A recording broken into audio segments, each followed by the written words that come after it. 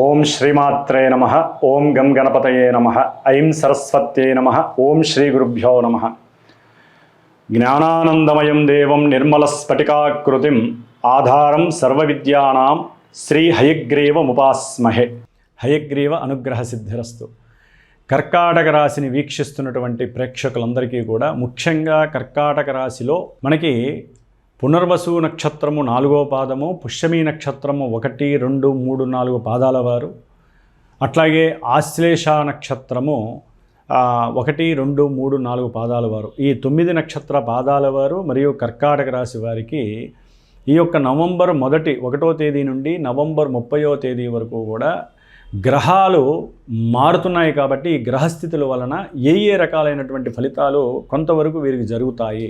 ఎందుకంటే జాతకరీత్యా వారి జన్మజాతకంలో ఉన్నటువంటి గ్రహాలు దశలు అంతర్దశలను బట్టి మాత్రమే ఈ యొక్క గోచారంలో వారికి ఏం జరుగుతాయి అనేటటువంటి విషయాలు, ఒక్కోసారి ఇక్కడ మంచి జరిగిన జాతకంలో చెడు జరిగేటటువంటి పరిణామం ఉంటే అవన్నీ కూడా ఇక్కడికి వర్తిస్తూ ఉంటాయి, ట్రాన్స్ఫర్ అవుతూ ఉంటాయి.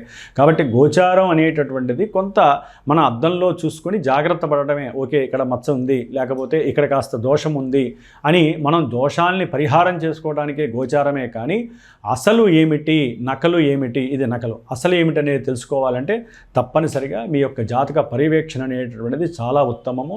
కాబట్టి ముఖ్యంగా కర్కాటక రాశిలో ఉచ్చస్థితిలో ఉన్నటువంటి ఈ షష్ఠమ భాగ్యాధిపతి శుభుడైనటువంటి గురుడు అక్కడ ఉండటం ద్వారా ఆయన యొక్క దృష్టి పంచమం మీద అట్లాగే నవమం మీద శనీశ్వరుడి మీద పడటం ద్వారా ఎవరైతే విదేశాలలో ఉన్నత ఉద్యోగాల రీత్యా ఉన్నటువంటి వారికి కొంతవరకు ఓదార్పు లభిస్తుంది. ఉన్నతమైనటువంటి విద్యలందు ఆసక్తి ఉండి దానికి సంబంధించినటువంటి ఎగ్జామ్స్ ఎవరైతే రాసి ఉన్నారో వారందరికీ కూడా శుభ పరిణామాలు కలుగుతున్నాయి ఈ యొక్క గురుడు యొక్క దృష్టి వలన. అట్లాగే ముఖ్యంగా ఈ యొక్క లగ్నంలో ఈ యొక్క జన్మరాశిలో కర్కాటక రాశిలో ఉన్నటువంటి గురుడు ఎవరైతే అనారోగ్యంగా ఉంటారో వారందరికీ కూడా, అంటే దీర్ఘకాలిక పరంగా తండ్రి పరంగా కానివచ్చు, వీరి యొక్క ఆరోగ్యరీత్యా కావచ్చు, కొంత ఇబ్బందులు అయితే కనుక ఉన్నట్లయితే కనుక అవి కొంతవరకు వెసులుబాటుగా పక్కకి జరిగే అవకాశం ఉంటుంది. అంటే అనారోగ్య నివృత్తి జరగడానికి వీరి యొక్క స్వయం కృషి, కొంత తెలివితేటలు, పూర్వజన్మలో చేసుకున్న పుణ్య ఫలితం కావచ్చు, లేకపోతే ఈ జన్మలో ఈ మాసంలోనో పోయిన మాసంలోనో వారు చేసుకున్న దానాలో ధర్మాదులో, లేకపోతే ఆ పూజలు ఈ పూజలు, లేకపోతే ఈ కార్తీక మాసం వాళ్ళు ఉంటున్న ఉపవాస దీక్షలు కావచ్చు, శివాభిషేకం పంచామృత తీర్థం కావచ్చు, ఏదో రకంగా పూర్వపుణ్య కర్మ ఫలితం అనేటటువంటిది వీరికి ఆర్థిక పరంగా, ఆరోగ్యపరంగా, మాతృప్రేమపరంగా మంచి ఉన్నతమైనటువంటి వృత్తి, అంటే స్వదేశంలోనే మంచి మార్పు కలగడానికి అవకాశం ఉంది. అట్లాగే ప్రయాణాలు, దైవపరమైనటువంటి అభీష్టంతో, అంటే ఏదైనా పుణ్యతీర్థానికి వెళ్ళి కార్తీక మాస స్నానము ఆచరించాలి అనేటటువంటి ఆశ కలగటము, దాని దగ్గర ప్రయాణాలు పెట్టుకోవటము, దాని ద్వారా కొంత ఆర్థిక నష్టాన్ని వీరు కలుగు చేసుకోవడం జరుగుతుంది. దానికోసం కొంచెం అవసరమైతే బంధువుల దగ్గర నుంచి కొంత అప్పుని స్వీకరించే ప్రయత్నం కూడా వీరు చేసే అవకాశం ఉంది కర్కాటక రాశి వారికి. ముఖ్యంగా కర్కాటక రాశి వారికి పంచమ స్థానంలో ఈ కుజగ్రహము ఈ నవంబర్ నెలల్లో ఉంటుంది. ఇది ఈ పంచమం అనేటటువంటిది మన న్యాచురల్ జోడియాక్లో 8వ స్థానము, ప్లస్ కర్కాటక రాశి వారికి 5వ స్థానము. ఇది ఏంటంటే దీని యొక్క ప్రతికూలత ఏ విధంగా ఉంటుందంటే సంతానము. ఎవరైతే సంతాన పరంగా స్త్రీలు గర్భాన్ని ధరిస్తారో వారు కొంచెం జాగ్రత్తగా ఉండాల్సిన పరిస్థితి. గురువు యొక్క దృష్టి వలన కొంతవరకు ఆయన రక్షిస్తాడేమో, కానీ ఈ యొక్క నవంబర్ 17 తర్వాత పాపి అయినటువంటి రవి కూడా అక్కడికి వస్తాడు. అంటే రవి కుజులు ఇద్దరూ పంచమ స్థానంలో.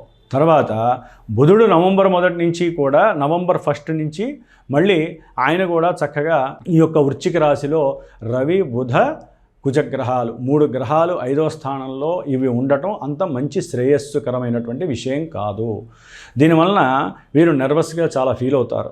ఇంట్లో కంఫర్ట్నెస్ ఉండదు. తండ్రి వలన కావచ్చు, అన్నదమ్ముల వలన కావచ్చు, ఏదో రకమైన కీచులాడగలుగుతూ ఉంటుంది. సంతానపరమైన సమస్య అంటే కొంతమందికి పెళ్లి కాకముందు కూడా సంతానపరమైనటువంటి ఇబ్బందులు కలిగే అవకాశం ఉంటుంది. అంటే వాళ్ళు ఆవేశంలో తీసుకున్న కొన్ని నిర్ణయాలు కావచ్చు, లేకపోతే మోసపూరితమైనటువంటి మాటలు విని కొంతమంది స్త్రీలు మరి కొంతమంది మహోన్నతమైన వ్యక్తులు ఉంటారు, దొంగ మాటలు చెప్పి వీరిని ఇబ్బంది పెట్టి సంతానం కలిగేటటువంటి పరిస్థితిని తెస్తారు.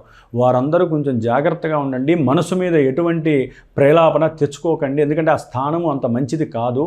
అది మన మనస్సుని, మన బుద్ధిని వైకల్యం చెందించి ఎటో తీసుకువెళ్ళిపోయి అసలు ఈ ప్రపంచంలో నేను అవసరమా అనేటటువంటి ఆలోచనని కలుగజేస్తుంది. ప్రతికూల ఆలోచనలు కలుగజేసే పరిస్థితిలో ఉంది ఆ 5వ స్థానము. లెక్క ప్రకారం 5వ స్థానం అనేటటువంటిది మన యొక్క ఆలోచనల్ని మంచి ఉత్తేజంగా, ఎంతో విజ్ఞానాన్ని పెంచి, ఎంతో మోక్ష సాధనకి ఉపయోగపడేటటువంటి స్థానం ఇది. మంచి ప్రణాళికలు, కానీ అవన్నీ కూడా పాపగ్రహాలు ఉండటం ద్వారా అవన్నీ కూడా ప్రతికూల ప్రతిబంధకత్వాన్ని కలుగజేస్తాయి. అందుకని జాగ్రత్తగా ఉండండి.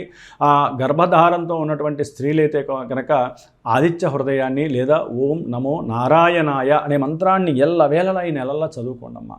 ఎందుకంటే ఇప్పటి వరకు విద్యార్థులకైతే కనుక నవంబర్ 17 వరకు కూడా కొంత ఇబ్బందిదాయకమని చెప్పుకోవాలి.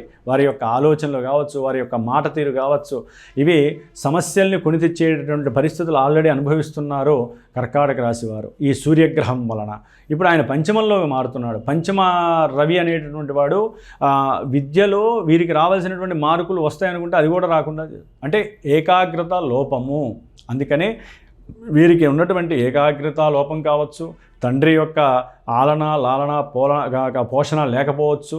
ఒకవేళ ఉన్నా అది అధిక మొత్తంలో ఉండి వీరు ఎన్నో రకాలైనటువంటి దుర్వ్యసనాలకి కూడా పాల్పడి వీళ్ళ జీవితంలో చదువు అనేటటువంటి అంకాన్ని ముగించే వాళ్ళు చాలామంది తయారయ్యే అవకాశం ఉంటుంది ఈ నెల రోజుల్లో. అందుకని తల్లిదండ్రులు ఎవరైనా సరే పిల్లలకి ఈ మంత్రాన్ని పఠించు నాన్న, నీకు చక్కటి జ్ఞానము కలుగుతుంది, నువ్వు ఏదైనా ఎగ్జామ్ రాసేటప్పుడు మంచి ప్రణాళికలతో, మంచి సృజనాత్మక శక్తితో నువ్వు నీ యొక్క శక్తిని ధారపోసి చక్కగా రాస్తావని చెప్పి వారికి గుండె నిబ్బరాన్ని ఇవ్వండి. వారిలో ఉన్నటువంటి ఆత్మవిశ్వాసాన్ని, సెల్ఫ్ ఎనర్జీని తల్లిదండ్రులు ప్రోత్సాహంగా చేయండి తప్ప నువ్వు చదవలేని వాడివి, నువ్వు చదవట్లేదు, నీ చదువు సరిగ్గా లేదు, స్కూల్కి వెళ్ళు, దానికి వెళ్ళు, ఇట్లా వాళ్ళని అదమాయించే కన్నా వాళ్ళకి గ్రహస్థితి బాగాలేనప్పుడు కొంత ప్రోద్బలాన్ని మాత్రం ఇవ్వాలి తల్లిదండ్రులు.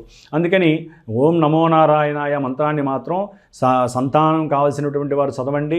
అట్లాగే ముఖ్యంగా ఈ నవంబర్ 26వ తేదీన స్కంద షష్ఠి వస్తోంది.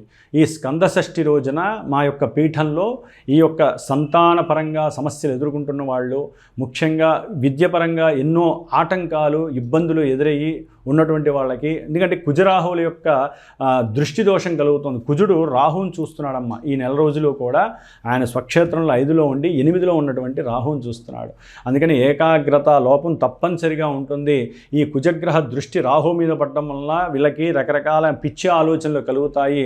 అనుకున్న పనులు జరగకపోతే అసలు ఏదో ఒకటి చేసేసుకుందాం అనే ఆలోచనలు వస్తాయి. కాబట్టి అవన్నీ నివృత్తి చేసుకోండి. ఏదైనా సరే చక్కగా వీటిల్లో కొంతమంది షేర్స్, సెన్సెక్స్, చిట్టీలు ఇవి కూడా మోసపోయే పరిస్థితి, ఆ మాటలు ఈ మాటలు చెప్పి మోసం చేసే పరిస్థితి కూడా ఎదురయ్యే అవకాశం ఉంటుంది. ఉద్యోగంలో కూడా మాటలు చెప్పి డబ్బు సంపాదించేటువంటి ఎంతోమంది ఉంటారు. రాజకీయ నాయకులు కూడా వీరికి కొంత ప్రోద్బలంగా ఉంటారు. అంటే కొన్ని చిట్ ఫండ్ వ్యవస్థలకు కావచ్చు, ఈ షేర్స్ వాటిలో కూడా వీరి యొక్క హస్తము చాలా గొప్పగా ఉంటుంది. మోసపూరితమైనటువంటి విషయాలలో ఈ నెల చాలా ఘోరంగా ఉంటుంది. ఈ కర్కాటక రాశి వారు కొంచెం జాగ్రత్త వహించండి. శుక్రుడు 4వ స్థానంలో ఉండి విద్యార్థులకు కొంచెం ఉపశమనం కలిగిస్తున్నాడు.